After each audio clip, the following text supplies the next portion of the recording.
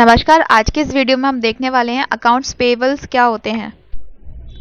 Accounts payable का मतलब होता है वह पैसा जो किसी व्यवसाय या किसी बिजनेस को अपने सप्लायर और विक्रेताओं को चुकाना होता है। यह पैसा एक तरह की लायबिलिटी होती है, क्योंकि यह पैसे से हम क्या करते हैं, किसी वस्तु या सेवा को उधार लेने के बाद हम जो पेमेंट देना रहता है उसे हम क्या कहते हैं, अकाउंट्स पेबल कहते हैं। इसे हम करंट लायबिलिटी के अंदर रखते हैं, क्योंकि इसे आमतौर पर 1 साल के भीतर चुकाना होता है।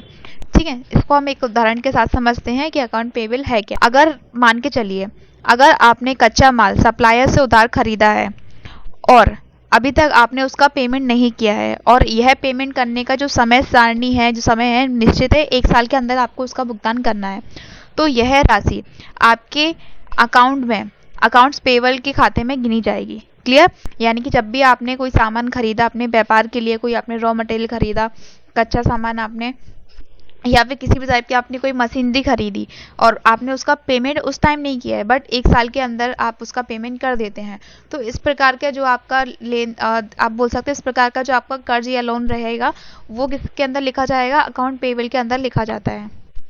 अकाउंट पेबल मुख्य तौर पर 2 प्रकार के होते हैं, जिसमें पहला आता है ट्रेड्स पेबल्स और एक आता है non trades payable. Trades payable यानी कि ये सामान या सेवा खरीदने के बाद देने वाला पैसा होता है, जैसे कच्चा माल यानी कि रॉ मटेरियल या फिर प्रोडक्ट या किसी तरह की मशीनरी। इसे हम क्या बोलते हैं, ट्रेड पेबल्स बोलते हैं। इसके अलावा आता है हमारा नॉन ट्रेड पेबल्स।